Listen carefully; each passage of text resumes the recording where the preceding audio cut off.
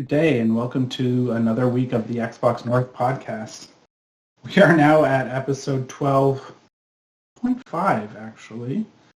Another week of Xbox news and discussions. But before we get into everything, before we start, don't forget to hit the subscribe button, hit that like button, put a comment at the bottom. Always love to hear back from you. Yeah. You can also find us on audio, Spotify, a place, and also Google Podcast. Just look up Xbox North Podcast. We're also on Reddit, Instagram. Just look up Xbox North Podcast. For Twitter, look up @NorthXbox. All right, well, we are at another week. Dan, episode 12.5. Funny thing is, we didn't have an episode last week, so I do apologize for that. We had some technical difficulties. We had an episode, just the audio did not get recorded. Yeah, so... Somewhat my fault. I'm going to blame it on my cat. My wife said, you're not a real podcaster until you're podcasting into the void for one show, so we got that at least. But, for everyone who did miss, it was a great episode. We did discuss things like the indie showcase, but we won't get into what you guys ended up missing, so we do apologize for missing last week. But if you noticed, I am not Andrew. I am Joshua James. Andrew is off acting, actually, right now. He's filming, I think, a pilot or something. On location in some dark tunnel. Yeah, he's out in Hamilton, so he's having fun there, but he sends us his well wishes and looks forward to being a listener/viewer this week, so pretty cool. But, now that that's all out of the way, Dan, how you doing? What you playing? How's life? Oh, it's been pretty good. I mostly been playing some more of the Ascent. I ended up helping Andrew beat his final battle, but there was a little bit of audio glitches there, but it was still fun. And I was surprisingly kept up. I'm apparently almost there to be able to get to the final level there because I keep doing all these side missions and slowing myself down. But it'll be interesting to see. I'm hoping by the time I get there. Sorry? What do you think of that game? What is your kind of thoughts on the Ascent? Oh, I've been enjoying it a lot. It looks beautiful, and aside from a few glitches, which I mean should be kind of present in every game, really. Well, there shouldn't be, but they just kind of are. And it seems like these days for sure. Yeah, exactly. It's they're getting more and more complex. I mean, you can only hope for so much before there's going to be some drawbacks and everything, and they did an amazing job. I saw the one mod that you had shown me about the first-person view and everything, and it just looked incredible. It was almost as good as, probably better than Cyberpunk 2077. So I've got that on my computer and my Xbox now, and yeah. I was really surprised how you would think because the game is an isometric game that because you can only see objects at a certain angle that the behind the objects just wouldn't be rendered, right? Yeah. But everything is there. It's kind of insane. When they take the camera and they go into freeform mode and just start floating around. Yeah. Yeah, more into the city area and where you see the flying cars go. It is very well realized, but it's good to hear that you're enjoying it. I definitely been enjoying playing with you. So really, really good game. Anything else you've been playing or? Not too much. Haven't had a ton of time. I've been trying to catch up on some of the TV shows I've been watching and everything. But other than that, it's mostly been the Ascent. I don't think if I played anything else this last couple of weeks. I think I did, but I can't remember what I played. Are you thinking about getting into Hades? I was looking at it, looking at the gameplay that you've got going on here. I like the feel of these types of games and everything because they're very kind of retro and nostalgic for me. I played a lot of Crystalis and the Legend of Zelda on like the Game Boy Color back in the day. I remember having the see-through Game Boy Color. And yeah, I've always enjoyed these kind of games, just like, yeah, over the top, like isometric type games. Like this one is a little more puzzle involved, it looks like. It's very action-based. Yeah. Almost think of how, like Doom, when you walk into a room, it's like almost like a puzzle in itself on how you're gonna like take all these guys down. That's where I would say Hades kind of shares that common. It's where you're like in a room, you have all these different pieces on the table, and you're going to be taking them out in a certain order.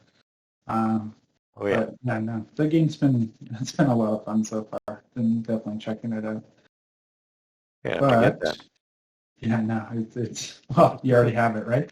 Thank you, right? Bill Spencer provides, as we like to say. But what I've been personally been doing myself. Well, I've been playing Hades as well. I've been playing Death's Door. I finally got over this hump. Finally, in Death's Door, I was stuck at the third boss, this Yeti monster, and I saw someone post a screenshot on Twitter, and I saw that their life bar was 2 dots higher than mine. I'm like, okay, I got to go back into the world and find these life bars. So I got 2 extra life bars, which wasn't. There was this one part that just took me forever to get, where you fight this almost like guardian-looking guy. He's green, and every time he slams the hammer down, it shoots like puts a cloud of poison up, and that took me forever to get through that. But I finally finished the my quest of getting more life, and then I beat the Yeti boss, and then I beat I guess you'd call it the second last boss. I'm not going to. It'd be a bit of a spoiler who he is, but I'm on the last boss right now, and I think everyone knows who the last boss is going to be. Wrote a wild guess. Yeah. But no, the game is really good, and I look forward to getting that done and going through Hades and getting to Psychonauts. But the big thing that's happening, and it hasn't happened yet, it happens next Friday, and this is for everyone who appreciates a good pay-per-view event. So I did talk about this last week, but they officially put the link out this week for it. You can buy it for $10 Canadian, or I think American actually, but $10 either way. And it's slap fights. It's called Titan Clash. We're going to watch the Destroyer face the Wolverine, and it's going to be the best. You know what? I'm not into UFC. I'm not into boxing. I'm not into pretty much sports in general, as you know. But slap fights, I'm all over that. My wife and I, we'll love it, and we're going to pay for that event. I think slap fights comes down to my love of turn-based RPGs, right? So it's one guy slaps one guy, and they get their turn, and then the other guy gets their turn. And it's like, honestly, you don't see a life bar, but their face tells you how much they have left alone. And Moist Critical is going to be at the pay-per-view event commentary. And they're also going to animate it as well. So when like someone gets slapped in the face, it'll be like a Kamehameha just erupting in their face. Yeah, I can't feeling of that. I remember going to see like my first pay-per-view, which was like I think it was WrestleMania 17 or 20 or something like that. I can't remember what year it was, but I remember I got a little keychain and everything, and like went to the movie theaters to watch it. Oh, I remember when they used to do that at the movie theater. Oh, it was so exciting. So we're excited to see that. Some good slappers, man. Like, I've seen some clips of that. It's brutal. It is brutal. If anybody wants to see a good one, it's Young James versus the Wolverine.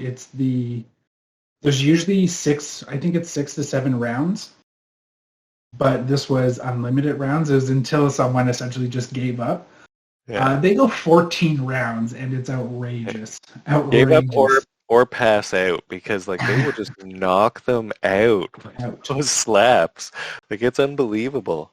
It's huge in Russia, which is really funny. Yeah. And I was watching this.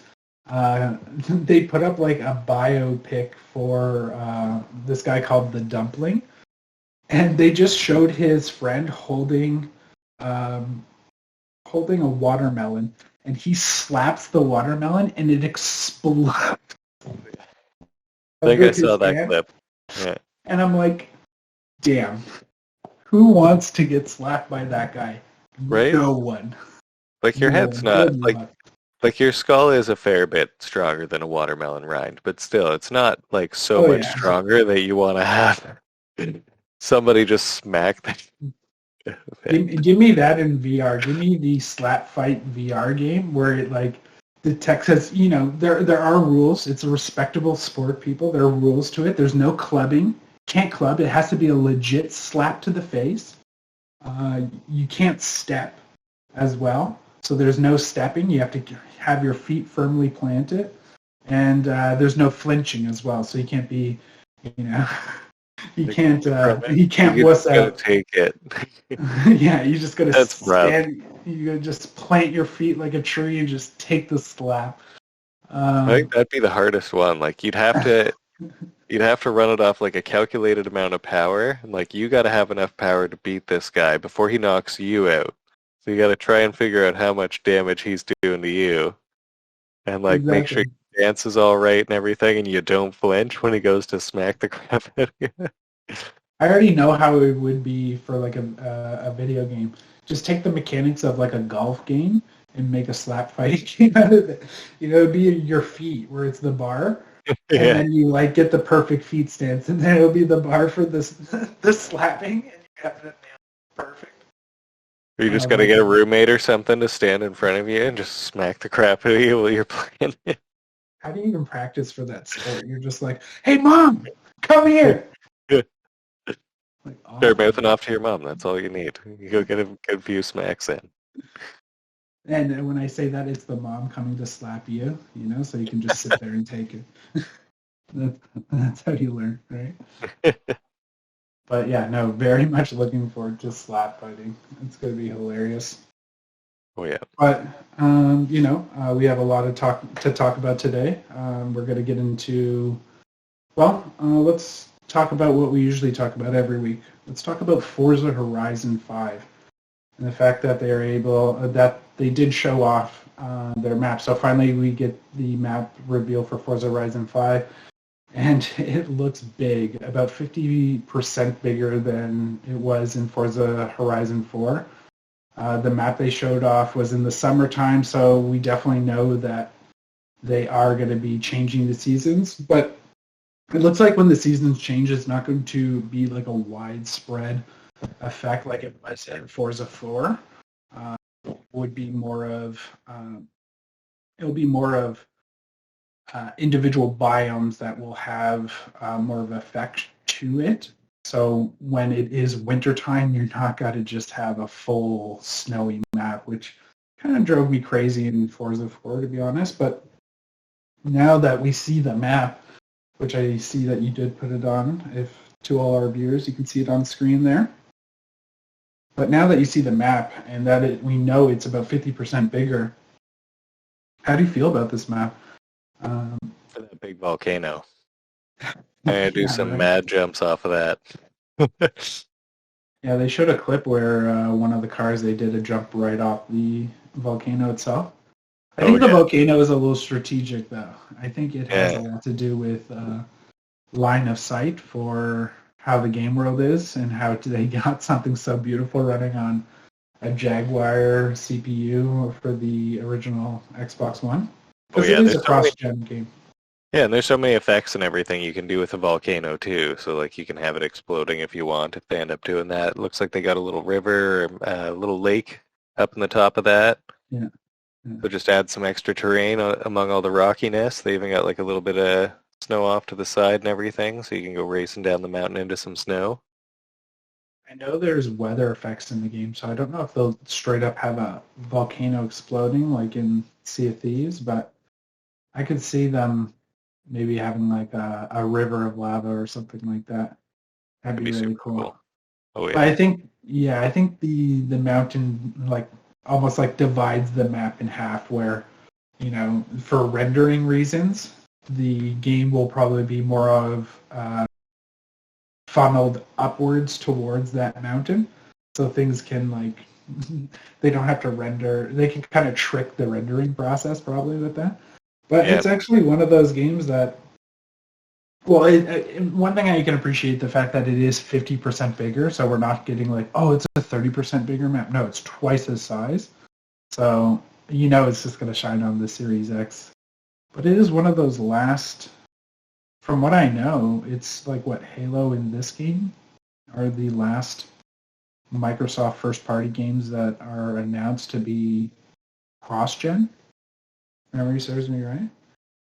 So that'll be interesting if this will be, and going forward, we're just going to get next-gen titles. But I'm excited to get my hands on that map on, what is it, November 9th it comes out? Yeah. 50% bigger? Yeah, not quite twice as big, but it's going to be like, if you split the original map in half and then added on that chunk, so it'd be like 2/3, or, well, it'd be, No, they said it's 50% bigger. yeah, so the 50% bigger would be half of the first map. So if you cut that first map in half and then added it on, oh yeah, then you get 150% of the original map. Yeah. You do math, man. Math. Good idea. I'm not terrible at math. Right? Took me a second to process. That's all right.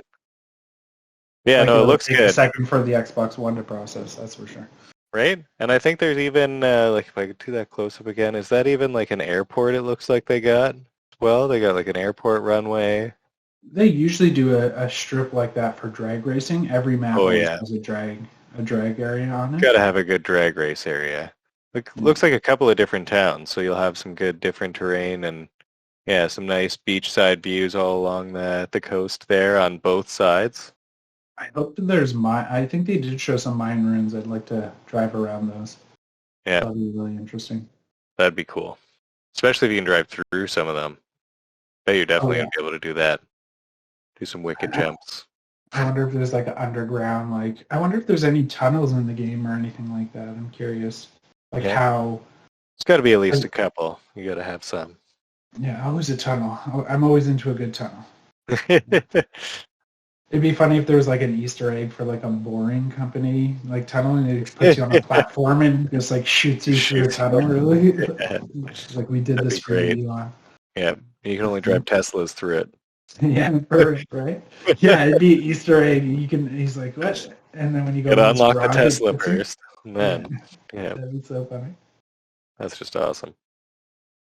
All right. Well, I take it, considering we do talk about this game every week, we are excited for it. So, honestly, we will probably not be talking about this game until it comes out now. I think this will be probably the last little bit of news we hear for a little while. Besides, what the cover car, if they probably already announced the cover car. But right. I always look forward to the Batmobile. Last time it was just like a muscle car with the Bat logo on it. It was good. I make my own if I don't have one. They'll probably show the map in different seasons, though. They'll probably, because they showed it in the summertime, they'll probably show it in winter, fall, and spring. So we'll probably still have that to see. But, we do have a big event coming up at the end of this month. We do have GamesCom 2021. Seeing that we know Xbox will be there, do you think they will show a new first-party game? Maybe finally date Halo? Because surprisingly, we don't have a date for that still, even though we know it's coming out at the end of the year. Or, will we see any... I hope so, right?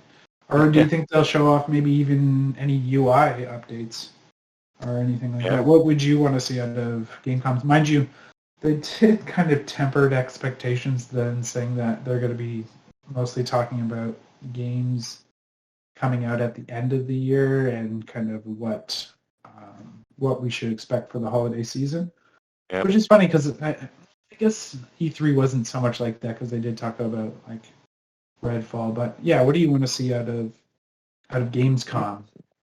Yeah, I'm looking forward to some more. Like, I've been really enjoying the like kind of casual arcadey games that we've been playing lately on Game Pass and everything. So I'm hoping they'll show off maybe a few more things there. Like just some sort of arcadey game. I'm gonna try out this one here, the Hades, and been enjoying the cyberpunk world up in the Ascent, and I think I'm looking forward to just any new type of casual game because I can get my hands on it and I can get through it in like a couple of weeks. No, And that's I get that. hard to make decisions lately with all the games available on Game Pass and everything. I got to make space on my hard drive. I got so many on there. Yeah. Oh, that was the other game that I've been playing. I played a little bit of Red Dead Redemption 2 online. That jumped on Game Pass too. I noticed you were playing that, checking it out. Yep. Nice thing about those smaller games is you can have so many of them on your hard drive, right? Oh yeah. But then it's just like, I need to play this, I need to play that. Yeah. Sometimes you have too many decisions to make. Right? The FOMO is real. Yeah. And they just been slamming us with games like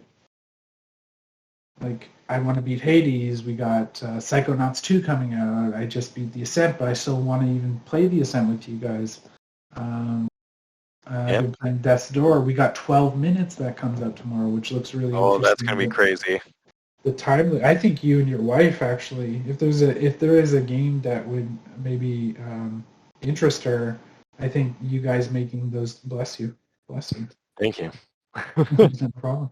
I think if there's a game that you guys could probably just like sit down and make decisions with, I'd be 12 Minutes would be a great choice. I've been hearing mixed things, but it really comes down to it feels like a very subjective game of what you want out of it. But what I want to see out of Gamescom, I kind of want to see what because there's games they announced last year that are kind of like what's going on with Scorn, for one. That H.R. Geiger looking first-person shooter where your gun looks, it's like a biological gun. It is the weirdest, well, it is the weirdest looking game in the sense that it is, think the artist H.R. Geiger, but a video game literally all about that artwork. In that world, the guns look like his style of art. Your character is this weird. It's hard to describe, but very, very unusual game, but interesting, right? Yeah. And I want to see what's going on with Crossfire X. Apparently, so Crossfire X. If you don't know this, Dan, you might not be aware of Crossfire X, but it's a first-person shooter game. Where the story mode, the single player, is being developed by Remedy, the people who did Alan's Wake and Control and Max Payne, and the multiplayer is a separate thing. It almost looks like the gameplay is different from the single player and multiplayer, but the game is huge in China, and I think that would be a real big boom for them if they could get if that game can get out. Apparently the single player has been done for a while. That's things I've heard, rumors, but the multiplayer is what they're working on right now. There was a beta a while ago, so I don't know if they just got a bad reception from the beta itself, but I hope it looks really cool. They did that whole like first person slow motion that Remedy's really good at, and it's using, I think, their engine. So things are like getting blown apart. If you ever played Control, the destruction in that game is just incredible. Definitely something to check out on Game Pass if you haven't. Control was amazing. I played a little bit of it on my computer and my Xbox, and it looks amazing on both. It was slightly more textured. Like, it was mostly just the hair physics I found that were like the big impacting thing when I went from Xbox One to Xbox Series X. But it looked amazing. It looks so good on so many different consoles. Yeah, no, that's a very impressive looking game, and it didn't take them that long to make it, and it seems like that studio has a lot on their plate, but I really want to see what this Crossfire X story mode looks like because I really enjoy Remedy games, and if this is a Remedy military first-person shooter game with like their twist to it, they've never really made a first-person shooter. They've always made third-person action games, so them making a first-person shooter, making a first-person shooter game in general with their spin on it, I think it's going to be a game that, if it shows well, I think people are going to be totally not expecting it. I could see it being an early next year game though. I could see it being pushed to kind of not get in the way of, they do have a marketing deal with Battlefield. Call of Duty does, even though the Call of Duty sways more to PlayStation now. They make a ton of money off Call of Duty on their console, and they got Halo coming out, so definitely a lot of factors in play, but I want to see updates on those, and I would love to see something. Like, give me Banjo. Show me Compulsion in the game, right? Yep. Just show me something, some kind of gameplay, like even Avowed, like show us like a minute of gameplay of that, or They got to do something big to keep those GamesComs coming. So, it's funny. I heard a rumor, and I just want to put this out there. I heard a rumor that Compulsion's game might be Banjo, and in our prediction episode, I did say that I think Playtonic is making a Banjo game because we haven't heard from them, and I think it would just make sense. But my initial prediction was, and I changed it because I thought Playtonic made more sense. I said Compulsion's game would be Banjo because are you saying that? and now I'm hearing rumors that might be the case. So I was thinking about that like a while ago, but yeah. And I want to see some UI stuff. Like, we just got in the alpha skip ahead, they are going to be working on doing a 4K dashboard. I'd like to see HDR support, more live backgrounds. I would love to see like game theme live backgrounds. Yep. I would like to see things more unified across the board with their UI. Like, I feel like their layout is good now. I don't think they really need to tweak it, but maybe Windows 11 it a bit, if that makes sense. Like, just make they already kind of went with the roundish corners. There's just some menus that are not kind of in that same design language. And I would like them to show UI stuff, show better recording, or even come out and maybe tweak the achievement system a bit. Like, I would just like to see something that, because I feel like we have so many games on our plate and we know so much coming ahead, I would like to see the kind of features the console will be adding in the future and kind of what their ambitions are with their UI going forward in the future, if that makes sense. Yep.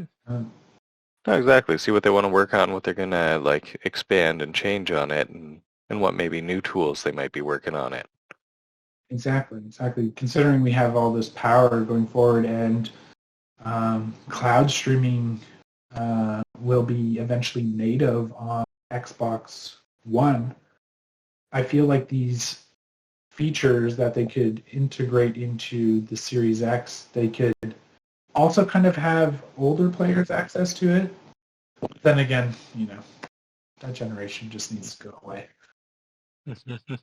We're in this generation now. Like, we just need to steam ahead. I'm glad that Halo and Forza are the last cross-gen games, it seems like. But like, I'm smaller excited to games, see what like, they can do with the Xbox One and xCloud. Like, I'm excited to see how they're going to develop that and how they're going to make it like as reliable as possible to actually play some like good games on there.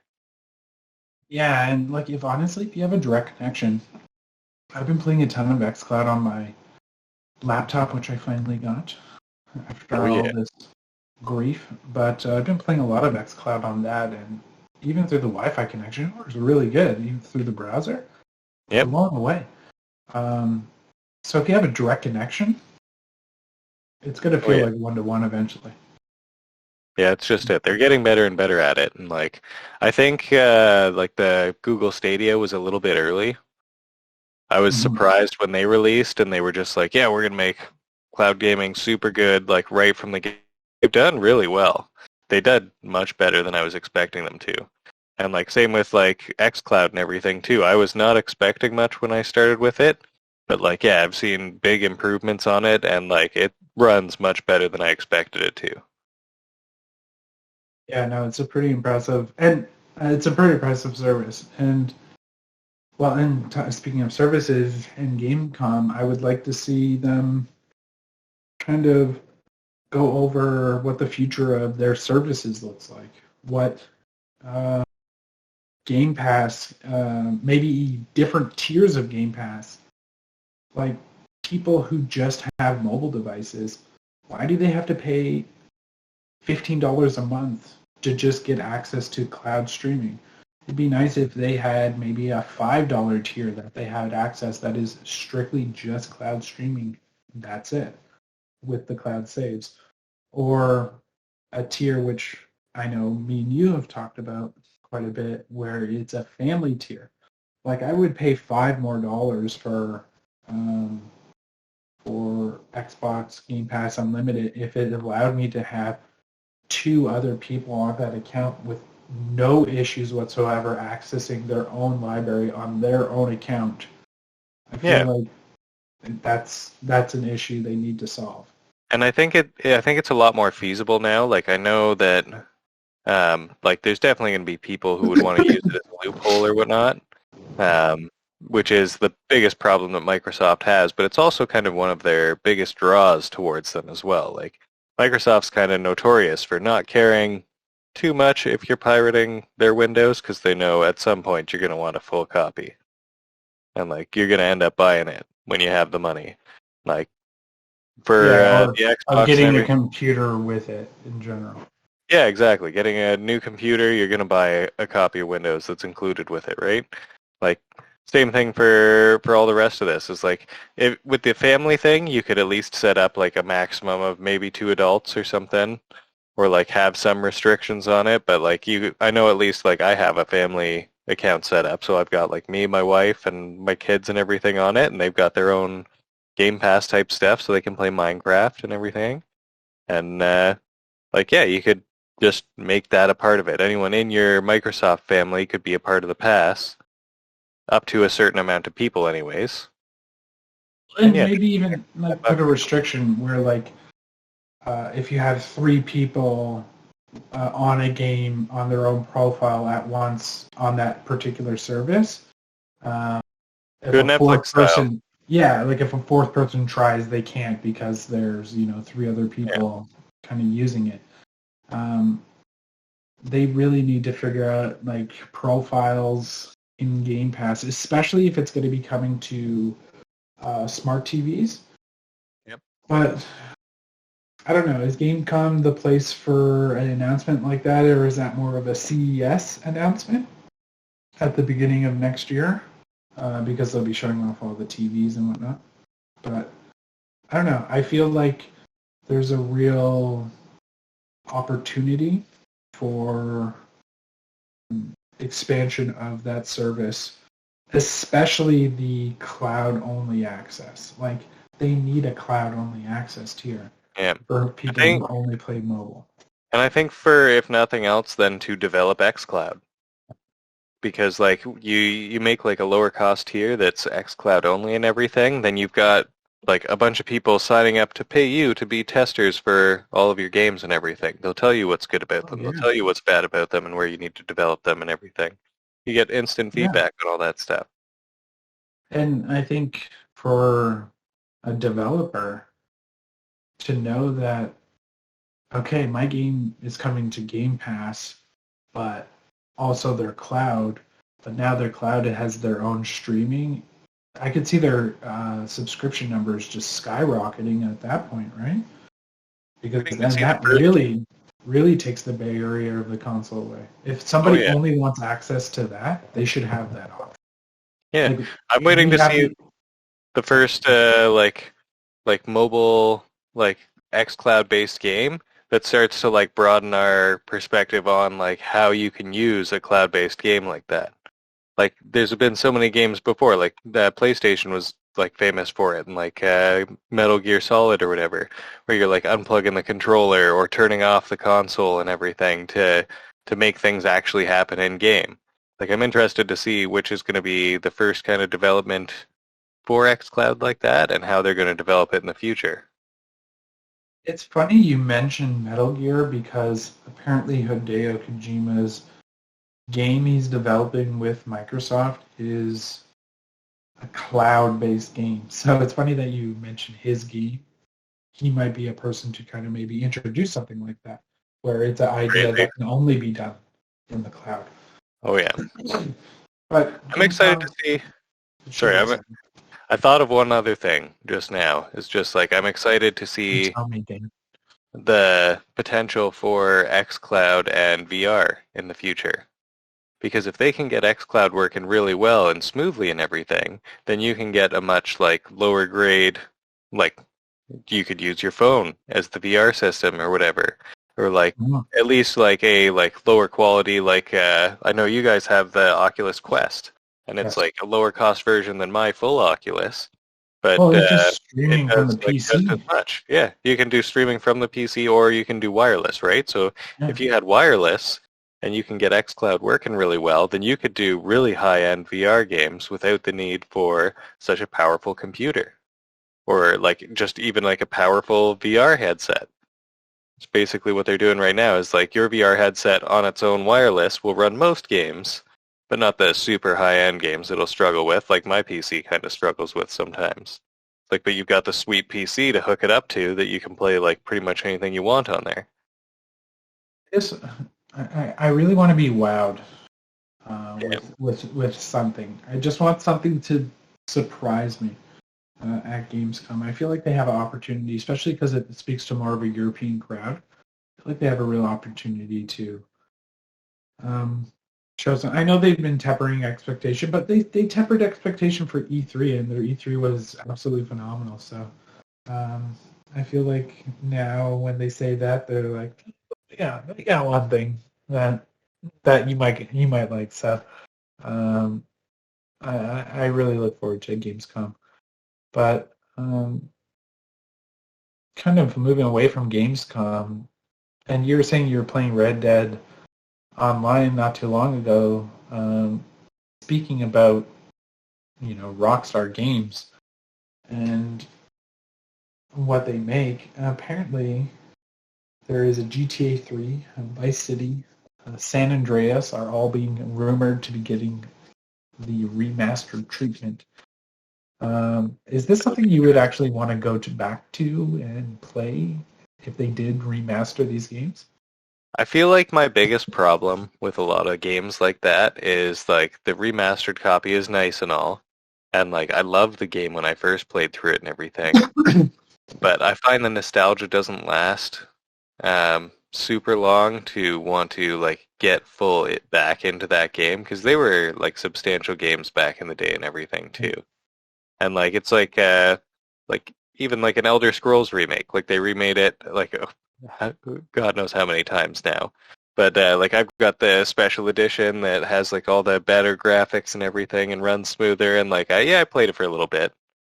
But at the same time it's like I'm not going to play through all of Skyrim again just to experience all of the new textures. Like they're nice and Oh, everything, but I don't think it lasts like the whole thing. If they can get it cheap and like on Game Pass or something, like I definitely play those at least for a little bit.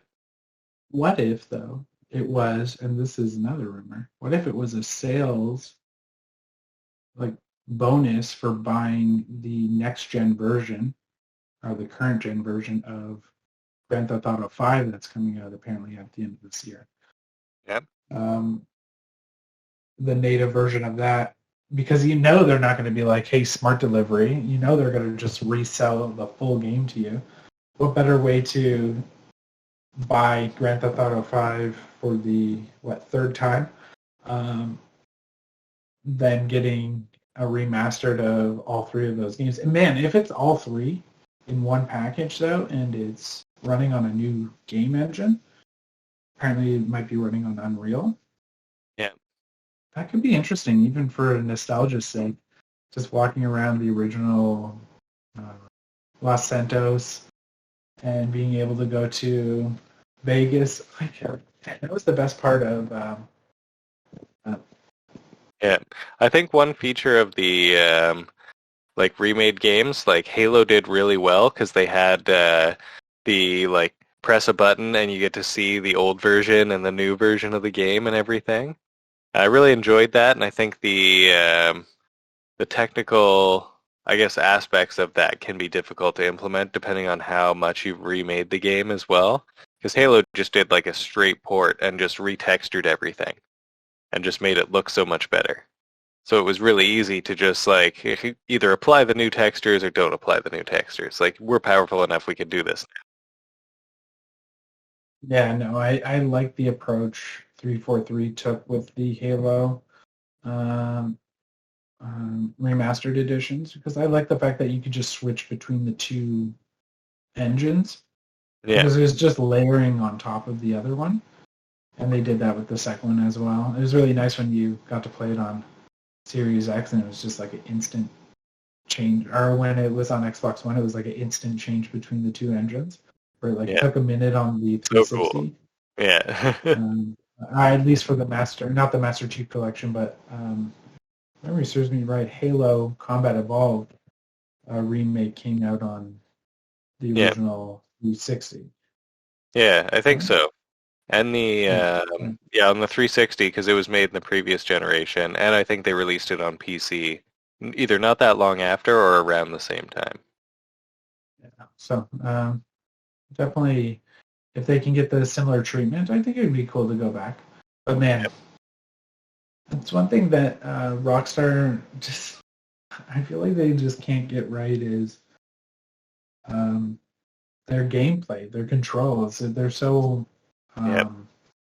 they're strange. Yeah, and I think it would be weird to go back and press the A button to accelerate in your car and stuff. Keep on tapping the A button to run and stuff. I think the hardest thing about going back to those games will be the controls.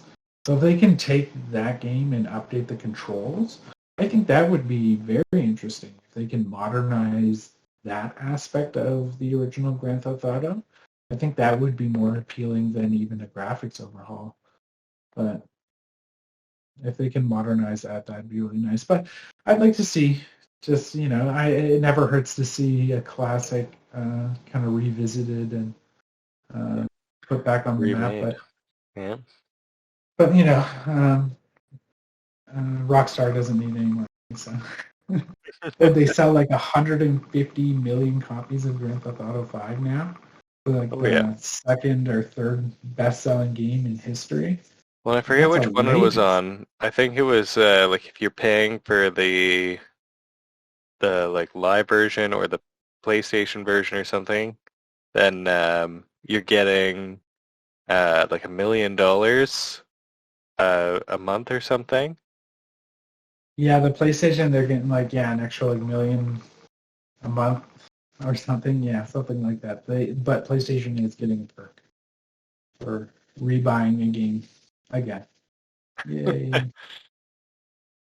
You can never own too many copies of Skyrim. You can never own too many copies of Grand Theft Auto.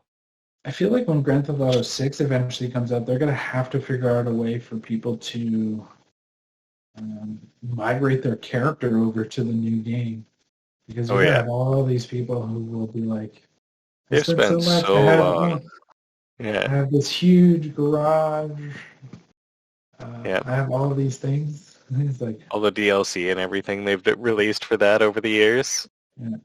They'll have to And do that what they came out a did long time ago. for Destiny, what they did for Destiny 2. They're just like, we blew up the tower and all your guns, they're all gone and they're destroyed, but yet we're slowly introducing them back in Destiny Yeah. 2. Oh, you found one. Yeah. Oh, you found one. When the tower exploded, it flew out of the tower so Yeah. far, and look, you found it. Yeah, there it is. I'm like, that was Yeah. such a marketing tool. But speaking of looter shooters, let's talk about Outriders. So this was a huge discussion on Twitter, but Outriders, the developer, People Can Fly it doesn't know how many copies the game has sold and hasn't earned any royalties from the game, suggesting it hasn't yet been profitable from the publisher Square Enix. Does this look bad for Game Pass, as Twitter would like to tell us, or more so on Square with making a bad deal? I feel like the only game they really make money off these days is like what, Final Fantasy VII that came out. Final Fantasy 14 Online is super successful, and we have like 16 coming. But those are only like PlayStation games now, right? Or PC games. I feel like they're more Western-based games.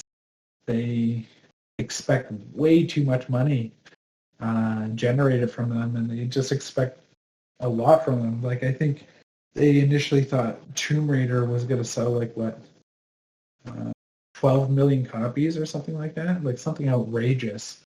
And I'm like, that was never going to happen. And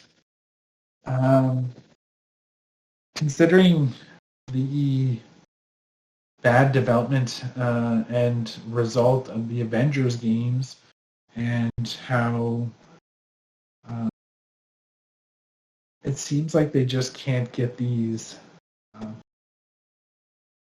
kind of looter shooter games like this right.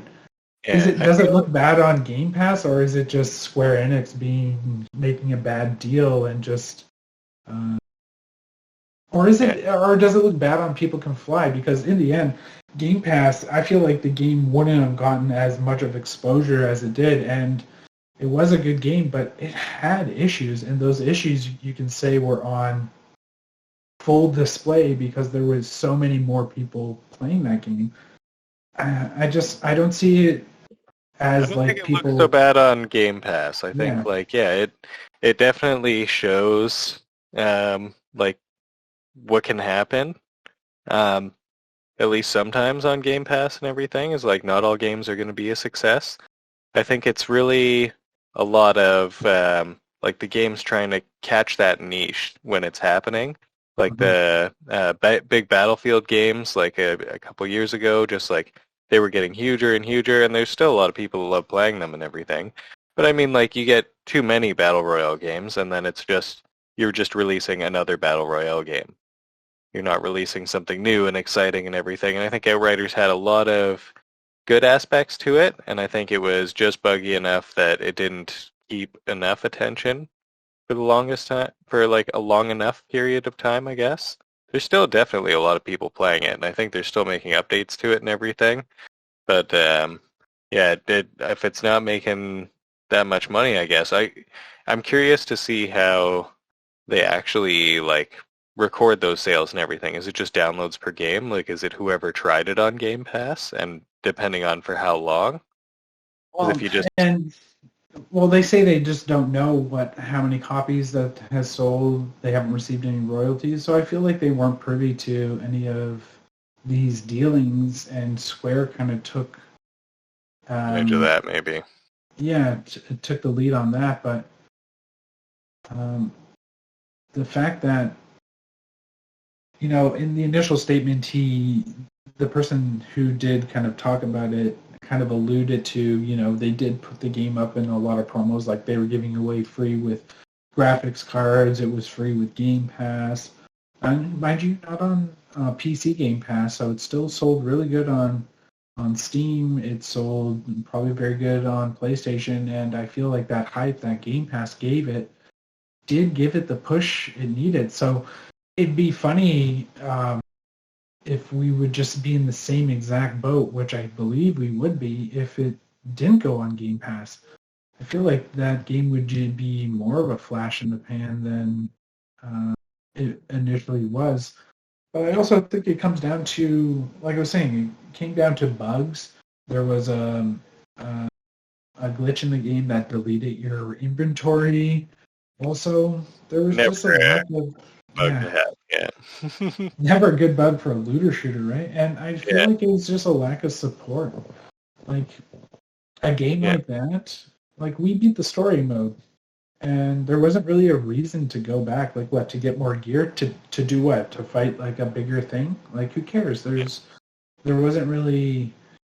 Yeah. Enough map. Like, yeah. Like I find in like the Ascent, like there's so much space that like I'm always going to a new place, and when I do go back to a familiar place, it's like once, unless I'm going to the main towns or whatever. Yeah. But like for like Outriders, it felt like it was like reusing a lot of the mapping and stuff a little more, and like just to get you to go back to complete those side missions and everything, they kind of had you running all across the world and everything. And I don't know, it was an interesting game and everything, but yeah, it was a little too buggy here and there, especially to have a lot of people playing together. And just felt super last gen. Like it Yeah, felt like almost like even like a 360 game. Like after a while, other games that come out are way more fancy. Like I'd even like the Ascent is a good comparison. I'd play that game over Outriders any day just for the graphics alone. yeah. But I I just feel feel like like one thing. they Go ahead. should have made a season pass for Yeah, Outriders. I know they were so hung up on like there's no microtransactions, there's no this and that. Well, yeah, honestly, dude, then you shouldn't have made a looter shooter. You should have at least given people a roadmap, something to like. If the game was successful, like right off the bat, they should have been like, oh, there's an expansion coming in, like, or there's a new dungeon coming in the next like 2 months or something. Just something to re-engage like people, or just like a little yeah, bit more story exactly. content. Yeah, There's I feel only like if you're gonna go the like no payment or anything route, like yeah, you need to have some backup to it. Either like yeah, downloadable content like you're talking about, or release like paid content and everything. Because if you're giving out so many free copies and everything, like if you're giving them out with graphics cards and giving them out with Game Pass and like doing all this stuff, like why not have some microtransactions where you're actually like making some extra development money there? Like they can just be cosmetic like most other games like that, or like yeah, like don't have it pay to win, just have it pay to look good.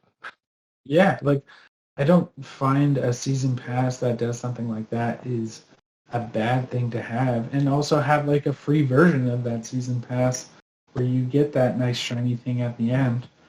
Um, but I feel like there's just no incentive to continue that game whatsoever.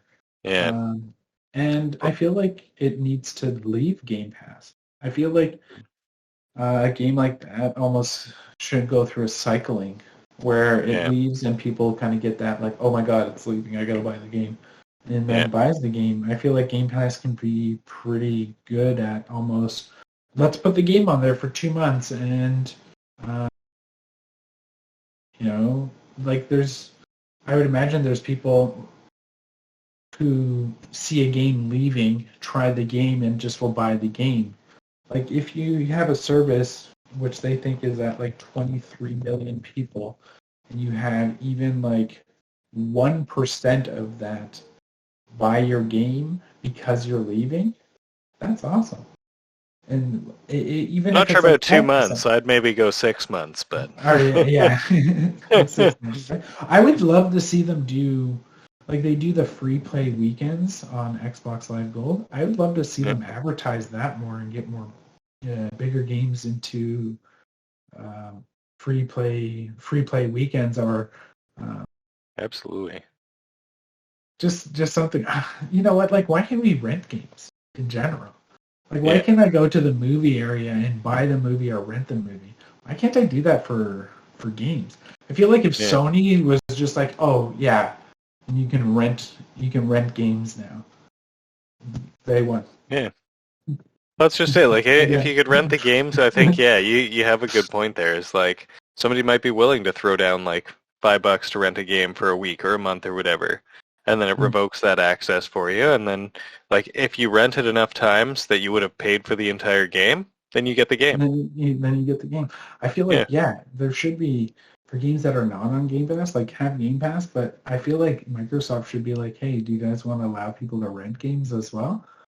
I'd be like, like if I was a publisher, I'd be like, absolutely, I'd let them rent my game. Well, especially if that's just like an option you can flip on. Like, oh, your game's not doing well enough? Turn on renting for it. Like, rent out our game. Try it out. Like, you'll like it. And, like, we'll add content to it before we make it rentable or something. Yeah. And it's just like, it comes down to the movie thing. Why can't I rent a movie on literally on Xbox? Yeah. But I can't rent a game? Come on, let me rent a game. Bring back Blockbuster. Yeah, right?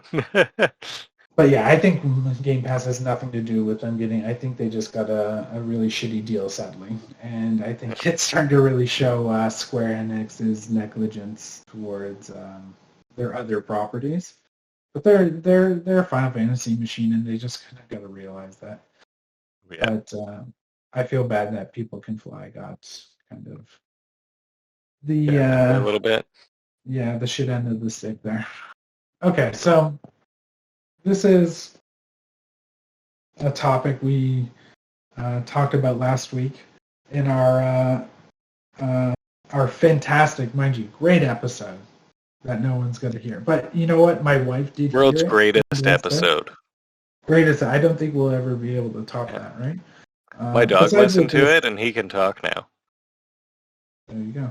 Talking dogs. My wife did watch it, or not watch it. My wife did listen to it, and she went downstairs. She said it was fantastic. So, very sarcastically, surprisingly. But so this next topic, we won't get too in depth to it, but I kind of just want to kind of revisit it, even though we did talk about it, but you guys didn't hear it. So this is more of an opinion piece, and this is more of something I was bringing to the table.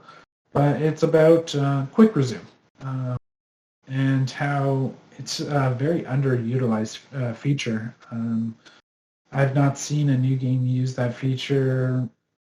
Well, I've seen new games use that feature, but not every game that is a single-player game uses Quick Resume, and it's not as prevalent as you'd expect it to be. Yeah, like you would think that every single-player game, mind you, I can totally understand that a game that needs to go online doesn't have Quick Resume, but you would think every game would have Quick Resume. Like when I was playing Death's Door for the first 2 weeks, that game, well, now it does have Quick Resume, which is awesome, but it didn't work for the first 2 weeks. Games like Omno doesn't have it. The Ascent doesn't have it when you're playing in single-player mode. So I feel like a lot of the times I see that Quick Resume little icon in the corner there, but it just doesn't work, or it's just not in that game. It's super frustrating. I go to my Quick Resume folder now that they have added, so they clearly are very serious about Quick Resume. But when I go to my folders, I have 2 games in there now. It's Death's Door and Hades, which, Hades is fantastic in the sense that it checks every single box. Hades has cloud streaming, it has on-screen controls, it has cloud saves that actually sync between the cloud, the console, and the PC version. It looks awesome. It checks every box. I can play it on any platform, and I pick up exactly where I left off. And Quick Resume works flawlessly on that game on the console. So they made sure they took advantage of every single feature. I've never played a game that it felt so seamless between all the different platforms. But that's the magic of something like quick resume. And when it doesn't work, or it's just not on this single player game where you expect it to be, it's just a bummer, because I feel like that is such a selling point for the Xbox and something that the PlayStation 5 just does not have. And it is, when it happens, it is like magic. It is something you've never experienced on a console. I bragged about it more than once.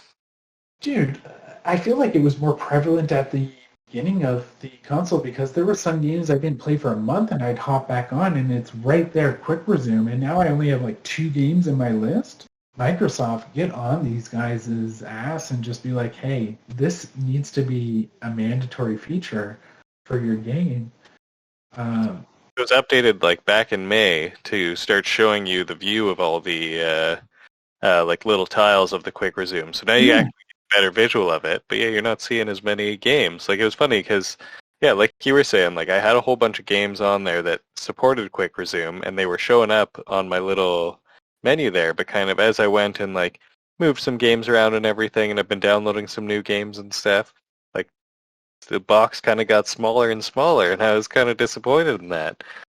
And like it'll be interesting to see if it's like is it like hard to implement for the developers? Like, are they having issues like making it work really well or something, or is it just in need of like some improvements on its end?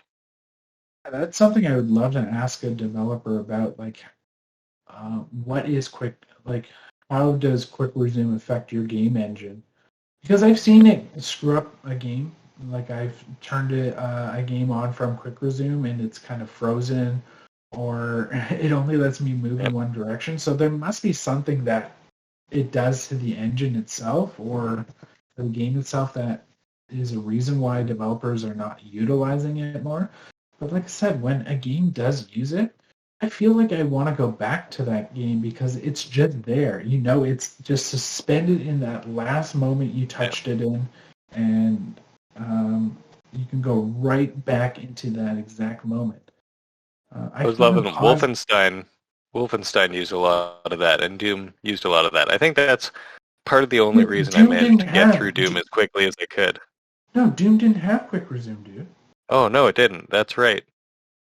No, see, another game. No, I'm thinking of Wolfenstein. Game. Wolfenstein did have it. But another single-player game that doesn't have quick resume. Like, why doesn't Doom, which is now... I just kept just playing Doom. That was the reason it was saving where I was. You see, if you're not playing anything else, it will stay suspended, but... Yeah, I had to keep putting down that controller and walking away for a little bit. Yeah, for a while. I'm curious if the new update for Hellblade has... I haven't tried the new update on Hellblade, which is something we did talk about last week, so... I got to download that because I want to get back into it. Yeah. Yeah, just acknowledging the fact that Hellblade got an update last week.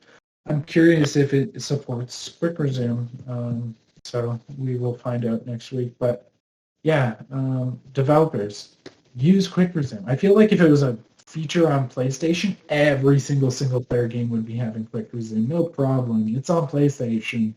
You know? We use everything. I feel like the rumble triggers, I feel them being used way more often now in these games, and I have a feeling it's because of the triggers in the PlayStation controllers. Now developers are just like, yeah, we'll use it. Fuck. Yeah, why not? Like, why not, right? So, toss it in there. Rumble those triggers. Yeah, but quick resume is my favorite feature on the Xbox Series console. So easily, quick resume is just, when it works, it is like magic. And speaking of online always games, Flight Simulator supports quick resume. So I don't even know if that's the case for being an always online game. Like, is it? Like Flight Simulator? Yeah. It's like crash into the you ground. start in Canada and then you quick resume in. You're in China. And you're like, oh, I guess I didn't quick resume. I guess I was just running. It's a quick resume, but apparently it didn't pause. You look at your internet bill and you're like, my God. Thank God. Thank God I've got unlimited. Yeah, Yeah. for real. Your internet company is just like 20,000, Yeah. 20,000. 200 terabytes of data you used flight simulating across the entire globe several times Yeah, I use so much data. It's while disgusting. you were binging Netflix. Yeah. But yeah, no, I definitely a fantastic feature, very prevalent at the start of this generation. I feel like in the first like 3-4 months, but definitely has tapered off since then. And I really hope that doesn't become a trend in the future. I Maybe we'll hear a really bit hope more of that. that from Gamescom. Well, you know what? I hope they implement quick resume into PC, because maybe if it's on PC as well, we can get stuff like that.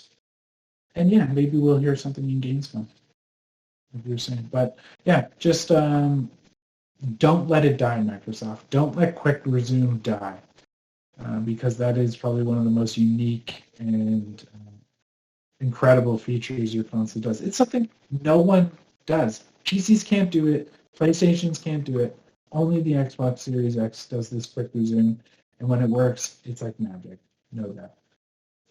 But that's my personal feelings. I feel like you feel essentially the same way. So I enjoy it. debate over. I mean, it sucks. It's the worst feature ever. I hate when my games start exactly where it was left off. Yeah. Like 3 seconds. So I could just pause that game. Yeah. But, I think the future looks bright, definitely. We got Gamescom, and I know we have QuakeCon this week, so we'll definitely be talking about QuakeCon next week, and whatever they do announce, hopefully a new Quake game, and we can see what the future of Bethesda kind of has in store for some of their other franchise, so that should be exciting. But, we got episode 12.5 in the books, Dan. And let's hope the audio recorded this time, so fingers crossed for us. Yeah, no, it did. I definitely made sure it was recording this time. Yeah, But, don't forget, Andrew will be back next week when he's out of that stanky tunnel that he's recording his flashy movies in, like a rock star. Oh, yeah. I definitely want to see some of the videos that he's taken, and I'm very curious about the project, so I hope he's having a good time. Yeah, looks good from what he showed. Yeah, he deserves to get a gig going and pursue his acting career, so love to see it, that's for sure. Yeah. But he will be just back contractually obligated to host our podcast. Right? So I'm pretty sure we made him sign something. And when he's back, you won't have to listen to my ums and ahs, but I'm getting better at it, like slowly but surely. I hope at least I'm getting better at that, so I do apologize. I enjoy it. Oh, no, I bet you, just like when Andrew decides to, for some reason, loves to eat on microphone. Disgusting, right? You heard that, Andrew. All right, well, it was great talking to you, Dan. We got another week wrapped up, and we'll talk next week more Xbox, and absolutely. And for those listening, you can always find us on Spotify, Google Podcasts. Just look for Xbox North Podcast. We're also on Reddit, Instagram. You look up Xbox North Podcast. Look up that name. And for Twitter, at North Xbox. Yeah. Keeping us honest right there. All right. Well, leave a comment, hit that like button, and if anyone has any questions for us, or if anyone's curious about anything, leave a question in the comments. We will definitely try our best to answer those questions if anybody does leave a question on there. If it's from you, Andrew, I will not be answering that question. So have a good night and good day all. Have a good one.